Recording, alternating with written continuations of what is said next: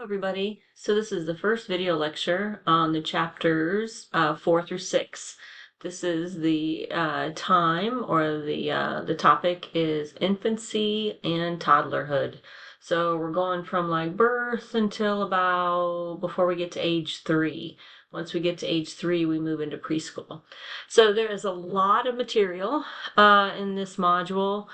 Basically, it's 3 chapters that I'm attempting to coalesce here into one, into one modules. We'll have a long discussion about the physical changes during this period. Then there's be a couple lectures about the cognitive changes, and then we'll have a couple lectures about the social and emotional, which is really where my emphasis is because I am a sociologist as well.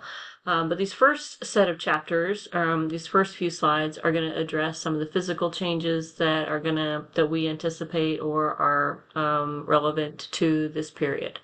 So this is a really rapid time of growth, and according to your textbook argues or says that this may in fact be an overemphasized significance, and points to that this is really the age of development where there has been more research than any other stage of childhood.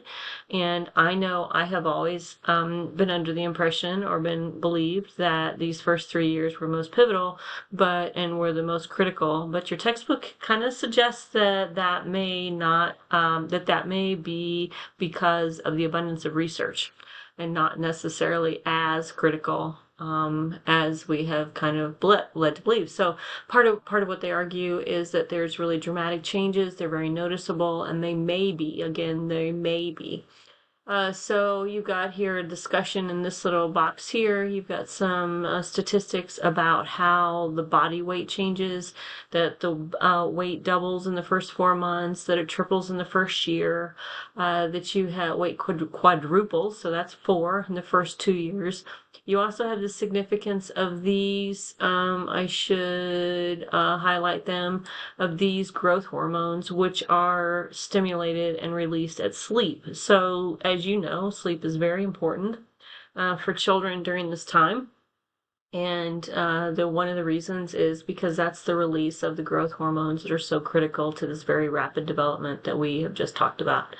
You've also got a lot going on in the brain, right? So typically we hear that that this is a rapid stage of development because there's so much going on in the brain, and that's certainly the case. So this is interesting. That one way to think about it is the relative proportion of the weight of the brain to the rest of the body. So at age 2, the brain is about 75% of its adult weight. So no other part of the body is already 2/3 or 3/4 developed.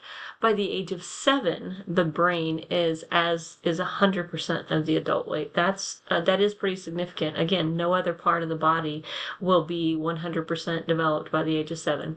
And as I mentioned before, the brain is developing from the back to the front. So you have the balance, and the breathing part of the brain before you have the cognitive, the critical thinking. Some terms here that are in your textbook that are important. You have a concept called synaptogenesis. So if you take that word apart, genesis meaning new, synapto meaning the new synaptic connections, and this is one of the reasons that this is such a critical time in neurological development. This is the birth of new synapses. Remember, the synapses are the connections between the brain cells. This growth of new synapses results in something called synaptic blooming. This was the first textbook I have seen synaptic blooming referenced, and that means you have an abundance of new synaptic connections. You have the birth and the blooming, and then at some point shortly around this period, you'll have a phenomenon called synaptic pruning. And synaptic pruning is when the connections that aren't being used will wither away and die. It's like a use or lose thing. So synaptic blooming, you've got a bunch. Synaptic pruning, the ones you use over and over get stronger.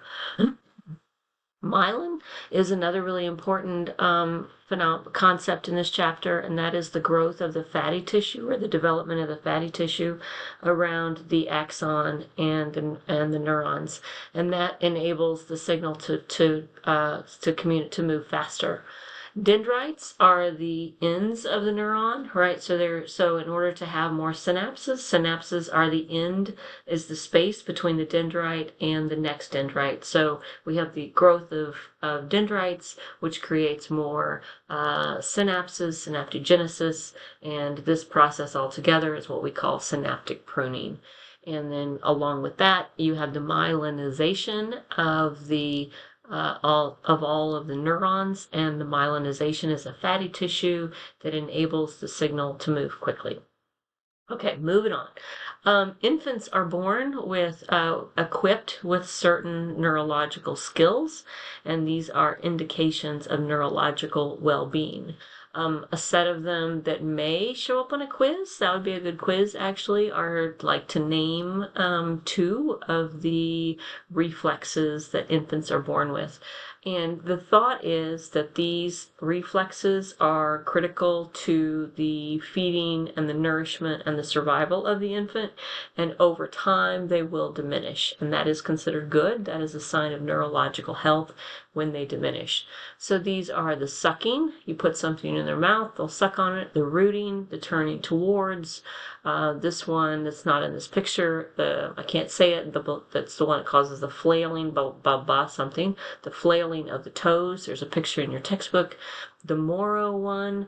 The Moro one is the one when you drop a baby, how they'll reach their arms out, try to stop themselves. The stepping, the dancing when you put an infant, right? This one fades. It's kind of a weird one. The palmar, when you put something in their palm, they grasp it. And these are all considered to be infant reflexes. They are born with this response to the environment. And then we can discuss, or also in this chapter is a discussion of the gross motor development that is healthy and normal for this period. So a baby should be able to hold their head up at 2 months, should be able to roll over at 6 months, crawl at 9 months, sit up on their own by a year, walk by 18 months, and kick a ball by 2. If any of you have small children or have been around them, you probably are familiar with some of these. And then fine motor skills. So you remember from the previous chapter when we talked about proxima distal development, and proxima distal refers to the middle out, right? So the middle, so the major, and then way out here at the end, we have the last of the development. So fine motor skills are the ability to use our fingers to do things on a fine level. And some of the later development is in our fine motor skills. And one of those is what we call the pincher grip. This one comes around 9 months, and that's when children do this, but that one doesn't come till a little bit later in the first year, about 9 months. So also under the umbrella of physical development is the development of the senses. As we talked about, I think, in the previous chapter, babies are born with a sort of a blurry, I should probably move myself here, babies have a blurred vision at birth. By 3 months, they're preferring patterns over solids, faces over patterns, and they like new images over older images.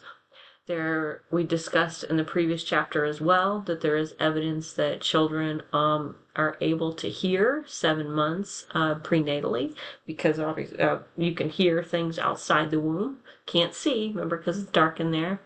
That about 1 month they're able to distinguish. And I don't know how, it doesn't discuss how they know this, but babies appear, probably how they turn their head towards familiar voices as opposed to unfamiliar voices. And then again, we see this term right here, so that one would be a good quiz question, is infant-directed speech. So infant-directed speech is slow, high-pitched speech. And it is assumed that children are better able to hear this infant-directed speech and their mother's voices over others. This is the second reference in your textbook to pain, and the reference is specific to research that indicates that children who experience pain early in their infancy, I think the specific reference is actually circumcision without a painkiller, appear to have more profound pain experiences later. They seem to be hypersensitive to pain as registered by their blood pressure, their cortisol levels, their heart rate. That is the indication that researchers use to assess pain. And then finally, taste and smell. And researchers measure, assess, speculate about babies' responses to taste and smell based on their facial expressions, as you can kind of see here. And what they do is they show a variety. They show many babies. They expose them to the same smells, to the same tastes, and they notice that there are similar facial expressions. In the Gen Psych class, we talk about Eckelmann's, it actually is in this later on, we'll talk about Eckelmann's 6 universal emotions, some of which we begin to see in taste and smell. So facial expressions indicate preferences, and by about 6 days old, we heard this in a previous chapter, by about 6 days old, babies appear to prefer their mother's smell, the smell of their mother's breast pad, above others, and their mother's face above other people's faces. All right, so I'm going to stop here, and when we pick up, I'll do the second part of the physical development in infancy and toddlerhood.